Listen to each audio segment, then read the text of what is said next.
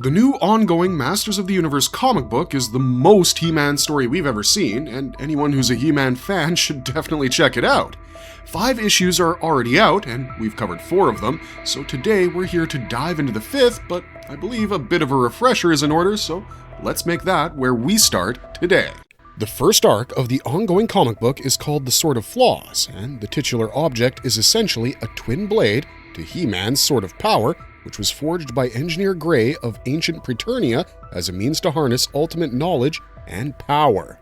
Engineer Gray turns out to be none other than the legendary warrior Hero, but when evil men sought his creation, he created the Sword of Power to combat those who sought the first sword for their evil purposes. Over time, the other sword became corrupt and developed a violet hue, and Hero hid the Sword of Flaws in the cairn of Pantheons, where for thousands of years, the powerful weapon, which could steal the powers of anyone it wounded, remained buried. Eventually, specifically in the 3rd issue, Skeletor chanced upon the blade for himself while also discovering its magic power siphoning properties. Next thing we know, the ugly skull-faced Dark Lord manages to injure Battle Cat and takes away the Mighty Tiger's powers for himself, thereby transforming into a more powerful version of himself, one who also had potent red armor.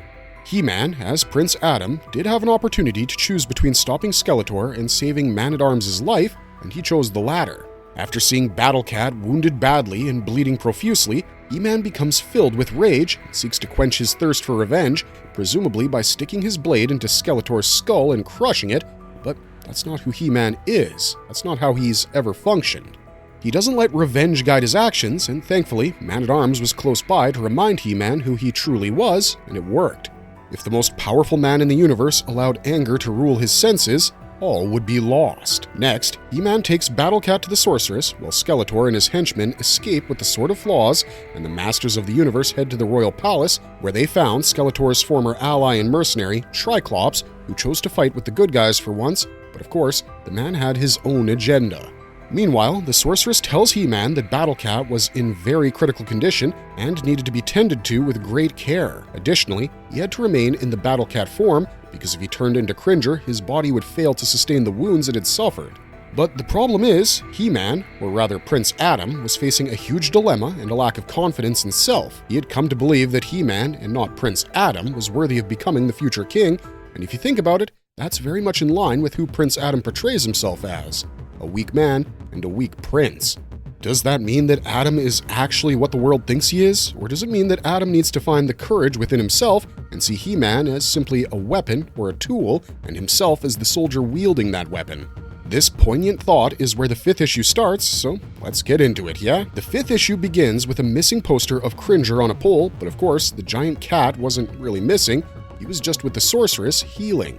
But King Randor and Queen Marlena didn't know that, and they were furious. In the throne room of Eternos Palace, Prince Adam was being grilled and, quite frankly, ridiculed by the king. Disappointed, disgusted, quite frankly, horrified, is what the king had to say about the whole situation, and even then he tells Adam that these were just a few of the more polite words he could muster to express his feelings. Queen Marlena shares his opinion and says that it was one thing to sneak out at night to impress girls, but it was another to leave the gate open for his tiger to run out. Adam apologizes and says that if he could go back in time and fix it, he probably would, but Queen Marlena just sighs at Adam's situation and the blunder he had made, but the king was far stricter. He tells her that Adam is his only heir, and if he couldn't even trust him with a damned cat, how could he possibly trust Adam with the kingdom? And I mean, fair point, that's extremely valid, and we'd probably respond the same way. Randor reminds his son that these were dangerous times. There was already some tension brewing with King Faust, and Skeletor was marching across the dark hemisphere of Eternia with a new artifact in hand. Yup, King Randor knew that Skeletor possessed something powerful, but he didn't know the exact details. Randor hoped that Adam would grow out of his childish ways and rise to these challenges threatening the kingdom. He hoped that Adam would become the champion of Eternia that He-Man was, and that statement, that comparison, well, it changed something in Adam. Randor orders that Adam's training be made more rigorous and frequent under Captain Teela. Teela is Man-at-Arms' extremely attractive adoptive daughter, but more importantly, she was a formidable warrior who didn't need magic or mysticism to be who she was. Adam was to be sharpened into a fine tool, and Teela was going to serve as the blacksmith. At Man-at-Arms' workshop, Triclops was being kept in prison despite his recent betrayal towards Skeletor. There were 2 reasons for this. Firstly, Triclops was still a mercenary, and secondly, Skeletor had damaged his visor, leaving him blind. Man-at-Arms was hard at work trying to fix his visor so that he could give Triclops his vision back, but the new one he made wouldn't give Triclops the full range of vision of the dial Skeletor took, but at least he'd be able to see his surroundings. I mean, it's one thing that Triclops was in no hurry to see the walls of his cell, but watching Man-at-Arms' daughter abuse the prince daily did provide some entertainment. For some reason, they chose to imprison him where he could see such royal private affairs, but who are we to judge? We didn't design the castle. Anyways, Teela and Adam were hard at training, and as always, Teela was kicking his butt with little to no effort, but when Teela says, and I quote, "Adam, I want you to fight me as if winning could bring Cringer back," something flipped inside Adam, and he forgot that he had to maintain a facade, and he attacks with such pace and strength that even Teela is impressed by his focus and speed, so much so that he compares him to He-Man.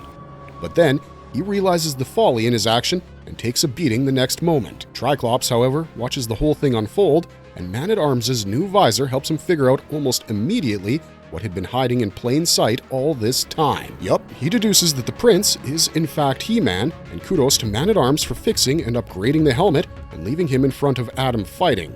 Great job, Duncan. Duncan does try to tell the mercenary that Adam couldn't be He-Man because the famed hero was a barbarian warrior from the Stone Tribe, but Triclops trusts his eyes more than what he heard. Besides, he had always had his doubts but never really acted on them, and now that he knew the truth, he saw Adam as a worthy game. But killing him in this state wouldn't be very sporting. Triclops tells Duncan, "It will be interesting to watch and see how a royal like the prince will handle near unlimited power." His reasoning was that, from his experience, it rarely turned out well for their subjects. The more power the elite had, the less they cared about those who had none. But the man had spent way too much time in the company of people like Skeletor, who treated his subjects like shit, like every soldier was expendable. Of course, He-Man is different. Speaking of Skeletor, though, he was having to contend with more rebellion. Beastman and Merman had left their ranks and joined hands against Skeletor. But Skeletor's army was losing because Merman and Beastman's pact meant they were battling soldiers well-versed in both aquatic and jungle combat. The two of them had outflanked Skeletor's men at every turn. In fact, Evil Lyn, his second-in-command, wasn't at all happy about the fact that Skeletor didn't fight with them and merely shouted his orders while watching others bleed. And this was especially unacceptable now that he had the so-called Sword of Flaws. But Skeletor soon reminded her of the power he wielded, which makes her shut up for a bit. Skeletor does understand the message that Evil Lyn was trying to send, though, and he sends a messenger to the courts of the Fish and the Fur to challenge them in combat. Those two versus him. If they win, they could have Snake Mountain, and if Skeletor won, they could go back to being the suffering flunkies they were destined to be forever. Evil Lyn leaves, and so does Cobra Khan, who was actually a spy working for King Hiss and Skeletor's army. You see, Cobra Khan realized that Skeletor had changed, that the Sword of Flaws not only made him powerful, it also made him more confident and brave. And he had to report this to King Hiss, who, by the way, was one of the first contenders to Hero's sword when he first forged it. Meanwhile, Prince Adam uses the cover of darkness to sneak out of the castle and reach Grayskull. He's come to meet Cringer and see how he's doing, but not before taking care of a giant polar bear-like creature. However, the mighty steed was still recovering. Thanks to the sorceress's spells, he wasn't feeling pain and was dreaming of jungle hunts, but He-Man had to wait for his steed to be back. So wait he does, patiently.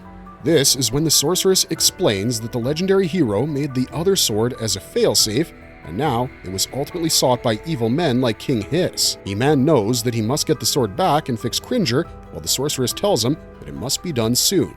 Because not only does the Sword of Flaws give power and steal strength, it also exploits flaws, meaning a bad person might get worse, and we know that Skeletor was already the worst of the worst. But this is when He-Man starts to doubt himself. He says that he was chosen to wield the Sword of Power because he understood that power should be shared, and because he placed the needs of others beyond his own strength. But while fighting Skeletor, he let the Dark Lord reach the sword at the cost of saving Duncan. So he now believes that maybe too much compassion was actually his flaw, something that led to worse outcomes.